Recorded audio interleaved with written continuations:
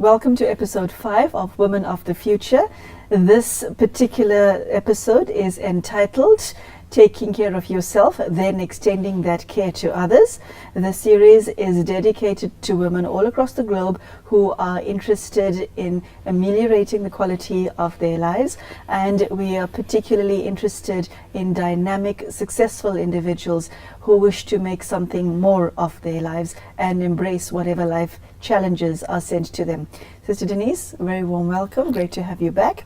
Thank you. Thank you. It is a very deep feminine trait to look after others and put others first before yourself. And this is not something that a progressive woman does, is it? Not necessarily. What I would say is there are natural tendencies and inclinations in women. So naturally you care for others. But the society that we live in has taken that and tweaked it so that you go beyond what is right. And what is right is a fine balance between certain extremes. You take something that's right and then you push it beyond that balance, it actually becomes wrong.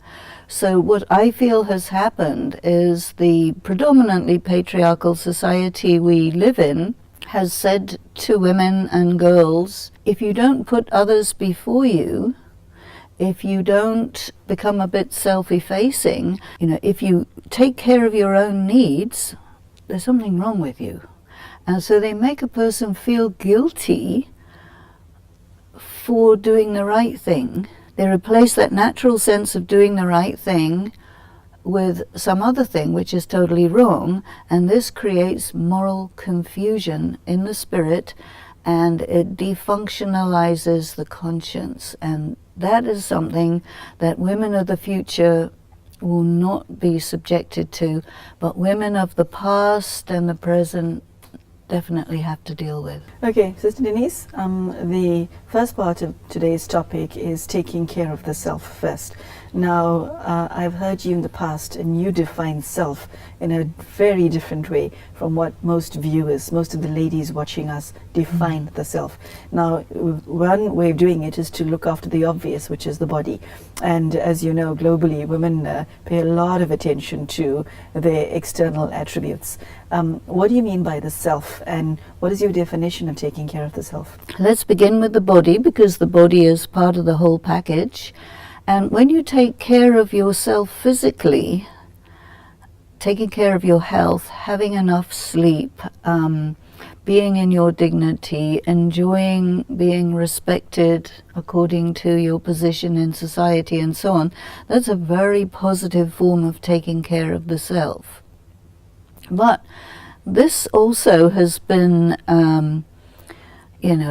shifted away from what's right, taking care of yourself physically, to you should eat after everybody else has eaten. You should sleep after everybody else is asleep. You should wake up before anybody else is awake. Thus, actually making a woman feel bad about listening to the voice of the body which says, I need this much sleep, I need this much food, just to function.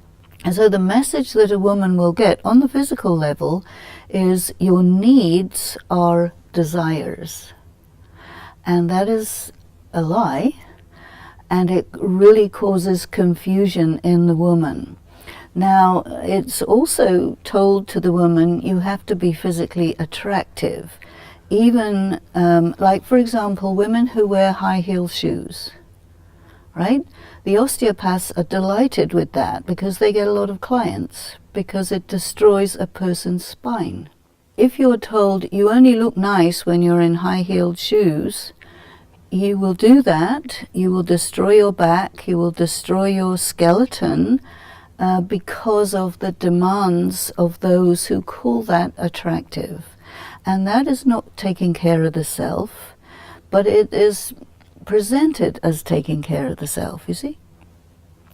In terms of other other aspects. You have to maybe do a lot of work at home, then you have to go out to functions, and you have to do this, and you have to do that, and the other, and the other. So a woman is put under stress more than necessary because it destabilizes her from the natural inner intuitive voice. And so to me, taking care of the self on the physical level includes all of these things, but it's not very easy because she will have to say no to a lot of these messages. Can I interrupt you there? I have, within my experiences of meeting women from various cultures, noticed that very few women know how to say no.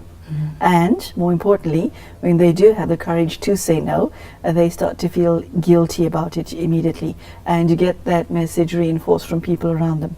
When does a person know when to say no?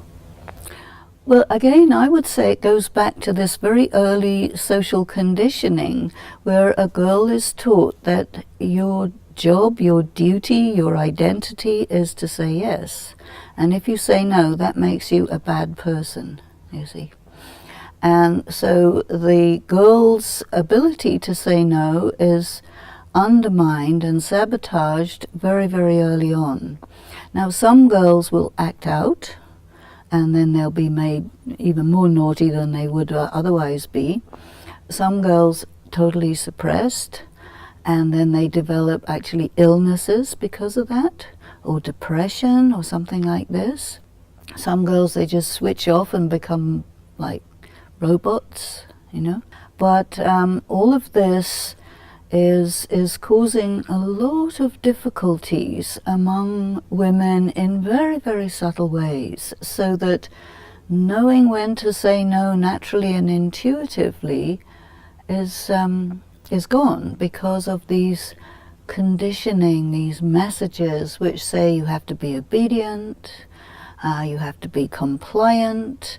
Anything any senior person says is by definition right, and your voice of conscience will on occasion say, well, actually, no, it's not right.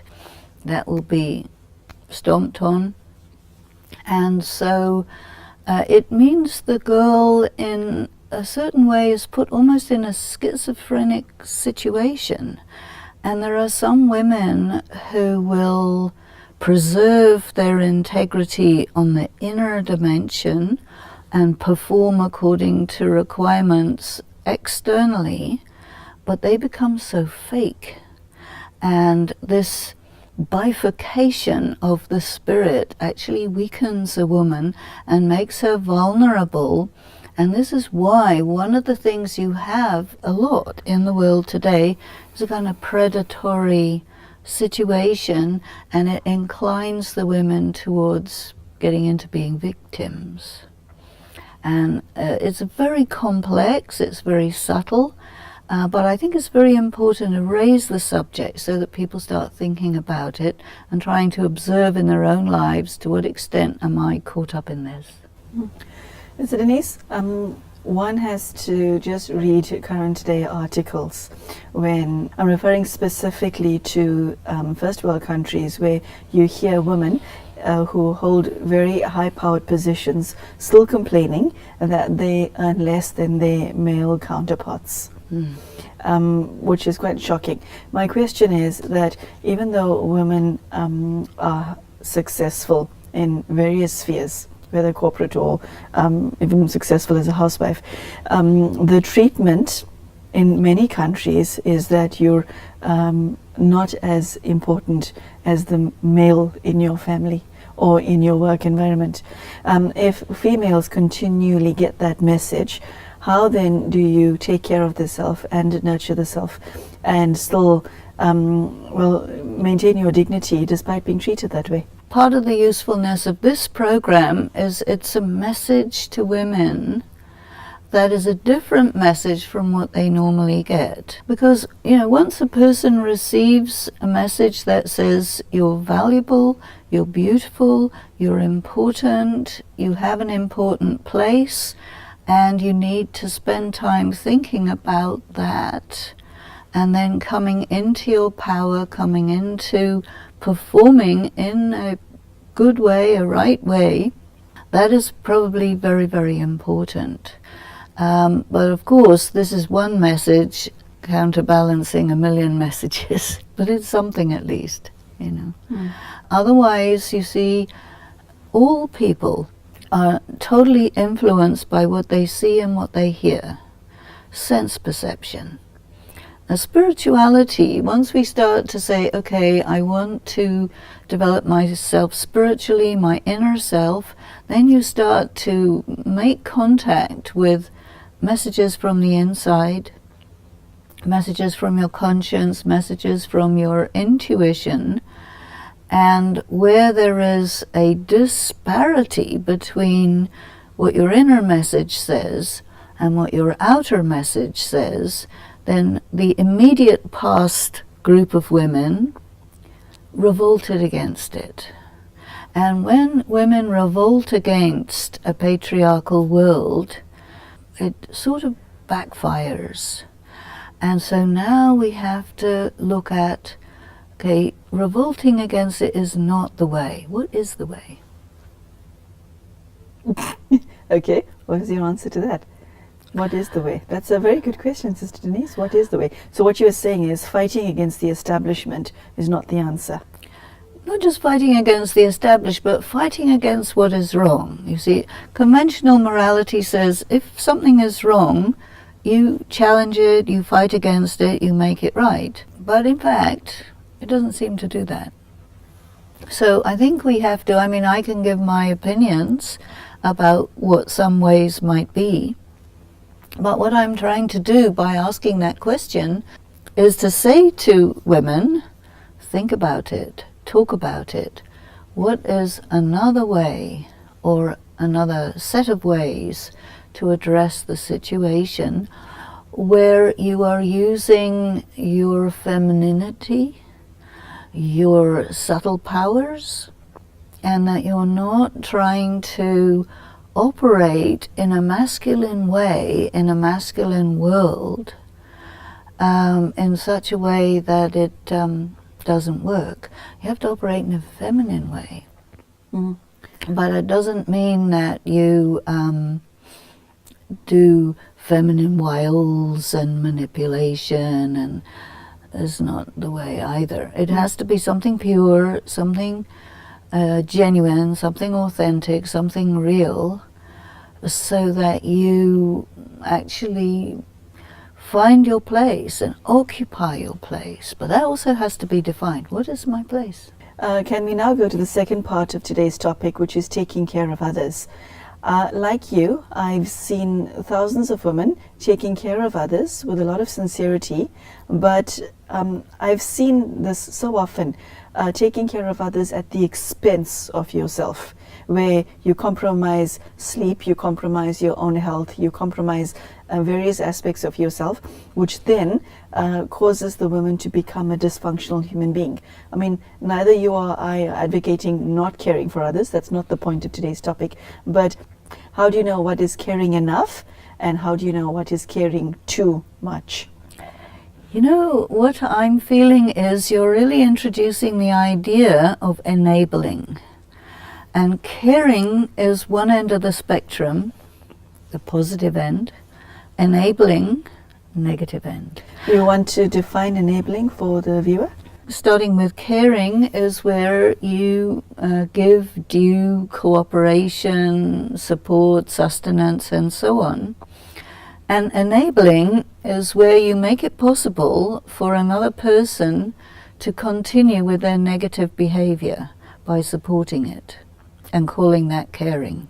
Sure, that is that's very heavy, Sister Denise. It seems is. that the person doing that, doing the enabling, is creating a burden for themselves and the recipient. Definitely, and it also puts the woman into a very dysfunctional situation, very.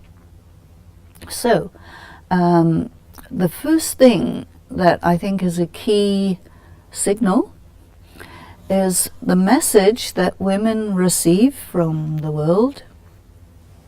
You are responsible for so-and-so's happiness.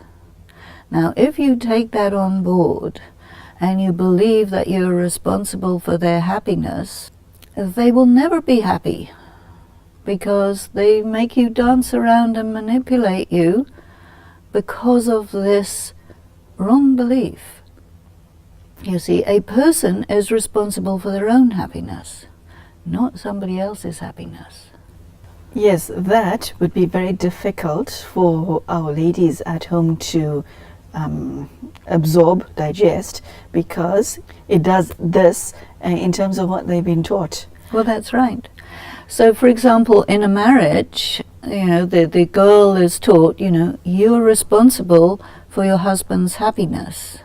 And if your husband is not happy with the cooking, that makes you a bad person, But he may be just playing games, Or if your little child, especially your son, is making a big temper tantrum, and you just give in to whatever he wants, that means you're failing in your duty as a parent to provide structure and rules and consistency, you see. So many women are taught you must do whatever he, whether it's a son or a father-in-law or a husband, whatever he wants, because if you don't, he will be unhappy, and that makes you a bad person, because you have to fulfill their wishes, whether they are positive or negative or whatever, you see. And now what the woman of the future will see is what is the correct behavior in a relationship, you see. So a mother will provide consistency and structure for all of her children, male or female. And if her little boy wants to throw a temper tantrum, it's not going to deter her from doing that, because then he will be raised properly, you see, and he will become a responsible citizen. If her daughter is being ill-treated by other members of the family, she has to support her daughter. Otherwise, her daughter will be victimized for the rest of her life.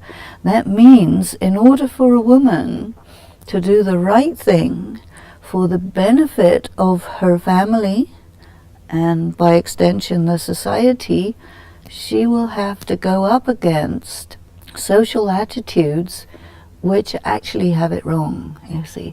And this is a very difficult thing to do, but I feel that this is the time when things have reached such a point of dysfunctionality that it's a very good time to introduce these right ways of doing things and ask everybody to think about this.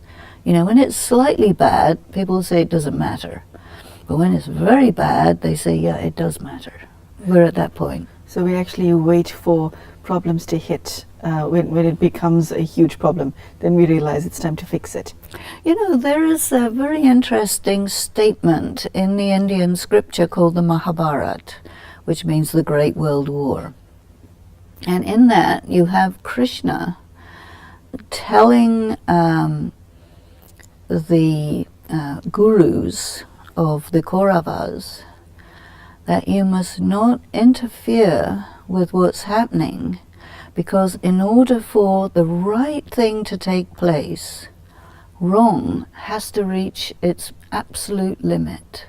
And that is such a different idea, but I think that it is relevant, because I feel that we're at such a time where things are really reaching that limit where the pendulum starts to go the other way, It's very difficult, and for some ladies watching you right now, Sister Denise, impossible to do nothing, because I think part and parcel of the feminine mindset is we come with a inbuilt toolbox to fix things, to fix people, to heal, to nurture, to put right that which is wrong. So to watch something go wrong, like watching an adult child detox from an addiction is a very difficult thing to do, because there's nothing that you can do to help the child. Well, that's not really true.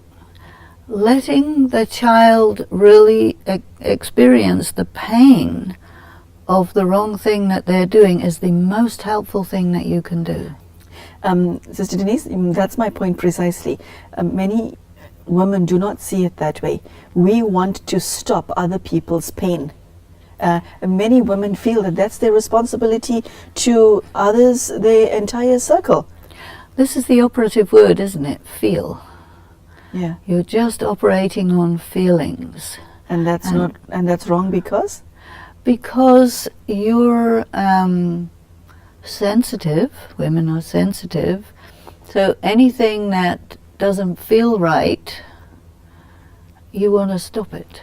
Because you're not operating on the basis of wisdom, you're operating on the basis of sense perception, which translates itself into feeling, oh, I can't allow this to happen because it doesn't feel right. So the logic of a woman's thinking, who is totally in her feelings, will sabotage her wisdom. I liked what you just said. How does one get to the point of being in your natural sense of wisdom all the time when you're continually experiencing and receiving messages internally and externally as to, I should do this to help this person in this situation? How does a woman emerge her natural sense of wisdom? How do you do that? She doesn't have a natural sense of wisdom. Not. Okay. So what, you can't go buy it from somewhere? You have to learn it. Okay, you have to learn it. Yes. Wisdom is not something that you're born with. Wisdom is acquired through life experiences, through study, through deep discussion, through many things. You don't get born with wisdom. It's not an innate characteristic. So it is your wisdom that protects you, that you should be seeking? No, I think, you see, again, looking at the contrast of women of the past, women of the future. Maybe women of the past have been taught you get born with wisdom, you have a natural wisdom. That's not true. You have your conscience, you have your sensitivity, you have your inherent weaknesses. You can't call that wisdom. These are your challenges, and as you address them according to the different life situations that arise, slowly you acquire some wisdom. Hopefully you acquire some wisdom. But I think that wisdom comes with study, with teachings, with the experience of those who have wisdom. So traditionally, elders are considered to be wise. But in fact, it doesn't mean that all the older people are wise, but a few are, who have been working on themselves through their whole lives, who have really studied it their whole lives. They may become wise, but an elder person is not necessarily wise. But I think one of the messages that people receive is, you're a young girl, you listen to your mother-in-law because she's older, therefore she knows better. She may, or she may not. You have to have the power of discrimination to see if you're being manipulated, if you're being abused, if you're being improperly advised, because the world today doesn't have too much wisdom in it. And if all the older people were wise, then the world would have a lot of wisdom in it, because there's a lot of old people. So how do we become wise? I think this is, again, the purpose of a program like this, is to really sit with the self and discuss with each other what is the right way, what is the wise way, what is wisdom, and then we can get some wisdom. Okay, thank you, Sister Denise. That brings us to the end of today's half an hour slot. How to take care of yourself first and then extend that care to others. Sister Denise has shared her insight and wisdom. That is the note that she ended her last statement on. And today's episode has been particularly interesting because a lot of women fall into the category of caring too much for others, and Sister Denise has shared what it means to care enough and too much, and also guilty of not looking after the self adequately. And she defined the self as looking after the self physically, the external as well as the internal. So it was a very deep and powerful message that was shared today, and I do hope that you understand the depths of what Sister Denise was sharing. And this series will require you to revisit the attitudes and opinions that you have about your own ideas about yourself and life. And if you're feeling a slight amount of discomfort after hearing what was shared here today, you're not alone, because the point of this program and this entire series is for you to rethink your life. So thank you for joining us for this half an hour, and I do hope to see you again soon. Thank you and goodbye.